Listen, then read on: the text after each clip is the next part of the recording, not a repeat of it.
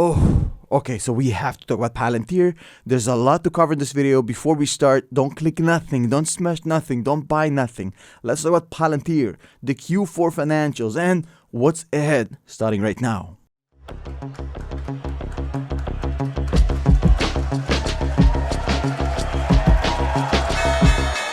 Hey, thank you for staying with me. My name is Tom. If this is your first time here, as always, we don't click nothing, we don't smash nothing, and we don't buy nothing. So the only thing we're going to do here is talk. I'm going to talk, you're going to listen, and then at the end of it, you're going to put a comment below, basically answering my main questions. Now, this is exactly the game plan for the next 5 to 10 minutes. So the Q4 financials are coming out tomorrow before market open, so I'm assuming we'll see the results at around 7 a.m. Now, this is a good opportunity to let you guys know I will be streaming the entire Q4 earnings, including 1 hour ahead. So 7 a.m. I'm going to be live with Sasha Yanchin. He's going to be co-hosting with me, and we're going to cover everything you ever wanted to know about Palantir, the Q4 numbers. We're going to be there 1 hour ahead of time, breaking down everything. So if they actually release the data a little bit before the call, we're going to have it for you first thing. So 7 a.m., be there or be block.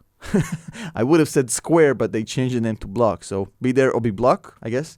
So let's talk about Palantir and what's ahead. So obviously, the company took a massive beating over the past 90 days. And you know my position on this. I think that the company is insanely undervalued, and now more than ever. So the first question on everybody's mind, I'm guessing, is will this actually move the needle? If the Q4 financials are astonishing, will this move the needle for Palantir? Will the share price actually go up?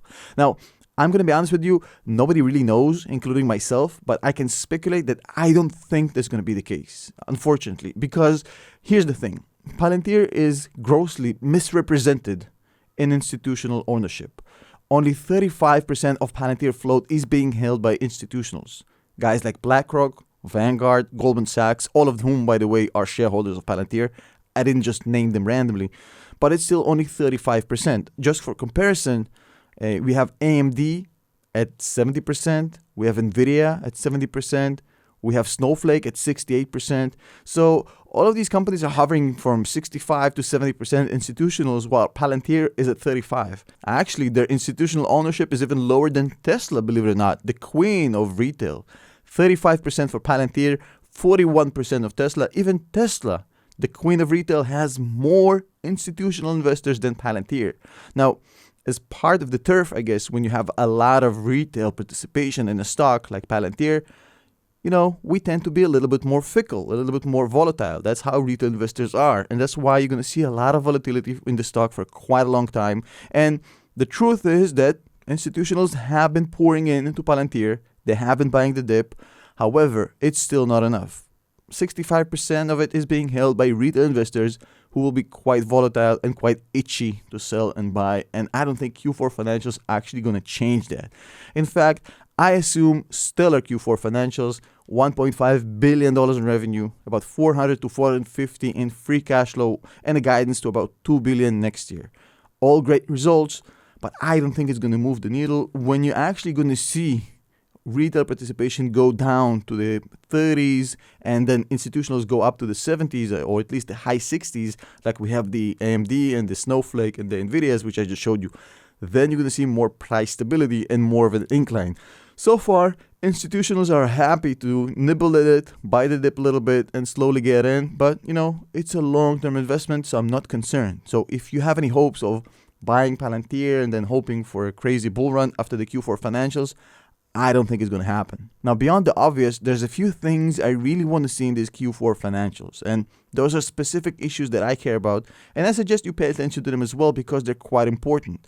The first thing, I want to see if Palantir is able to accelerate commercial growth outside the US. In the US, they have stellar commercial sector growth, insane. Can they do it outside the US? Because it's going to have a massive impact on the potential total addressable market TAM Palantir. So I want to see the ROW, rest of the world, commercial sector growth for Palantir. It's a very niche data point, but one that I think is critical here. Now, the second point that I don't think gets enough respect, or at least enough coverage in mainstream media as far as Palantir, is the fact they're still highly concentrated. This company only has 200 clients. And to make things worse, only about 40 of them, which is the top 20%, hold 50% of the business of Palantir. So Palantir is dependent for half of its revenue on the top 20% of their clients, only 40 clients, and that's a huge risk. Now, the number has been growing quite significantly. Things are definitely getting better, but I want to make sure that this keeps happening, because with 200 clients and 40 holding half of your revenue, it's a huge business risk that I don't like to have in a company I'm investing in. Now, the next point has to do with Palantir's history. Now, Palantir started out as a government service provider. In fact, they've been exclusively that for almost a decade and a half.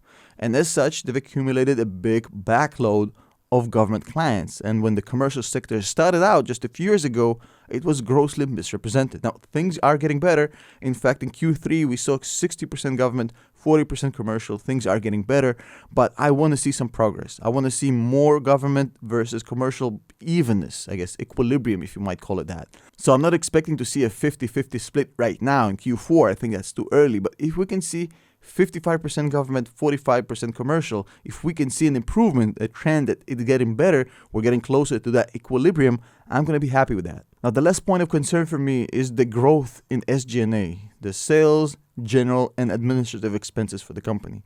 Now, I know they hired a lot of salespeople. In fact, a lot of them. They had no sales force up until just a few months ago. They are spending a lot of money on that, but all I'm saying is that the SG&A has to start trending downwards. They had 750 million SG&A just 3 years ago. Trailing 12 months, they're almost at 1.4 billion of SG&A. That is way too much. Now, I'm assuming that once they have the first ramp up of the sales force, they get that in place, and we'll see some reduction in that. Obviously, I think also these numbers include a lot of stock-based compensation, which actually is declining as well. So I just want to see some downwards trend. I don't want to see a crazy increase in SG&A, because so far, every increase in revenue have been completely correlated to increase in SG&A. So we didn't see any actual, difference there. So they went from 600 to 1.4 billion in revenues, and they went from 750 to 1.3 billion in SG&A. So it's almost one-to-one correlated. We have to see some efficiencies. We want to see the margins getting better, and I think it's going to happen, but I just want to see it and not just talk about it. And now let's talk about valuation and my own target price for Palantir. Now, I've made a whole video with the DCF showing you why I have $35 for this company as my own target price. Of course, I'm not a financial advisor. You got to do your own research, find out for yourself. My reasoning behind this is quite simple. I see Palantir as a massive disruptor, similarly to how Tesla disrupted the auto industry. I think Palantir is about to do the same to the business intelligence, data, and AI industry. And for the next 10 years, I see them almost monopolizing this business. And while that's happening, I'm also figuring out that data is slowly becoming the new oil. Pretty much, I think the next decade is going to be all about data. And I'm really excited about what Palantir can give you. If you want to look at more specifics of how Palantir actually do what they do, how their system works, what kind of benefit they offer to clients, what's the bottom line savings they can show to clients, everything is available online. There's a whole book with test cases from Palantir and Skywise that have actually saved airlines quite significant amounts of money. Skywise is obviously just an implementation of Foundry for the airline business. There's a lot of test cases out there which you can read and educate yourself. So whenever you hear, people tell you, well, we don't know what Palantir is doing, there's a whole book showing you exactly how they work, what they do, and how they save money.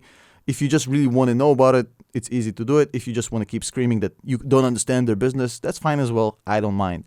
In any case, I'm really excited about where this is heading. I feel like the Palantir community have upgraded over the past few months. We weeded out all the tourists and speculators, and now it's just the hardcore people who believe in the company and who want to do actual thorough, in-depth research and stay in it for the long term. I could not be more excited about the future of this community, of Palantir, and the stock price as well. Obviously, will follow. It might take a year or 2 or 3. It is what it is. I have the patience, and I don't mind. If you don't invest. Simple.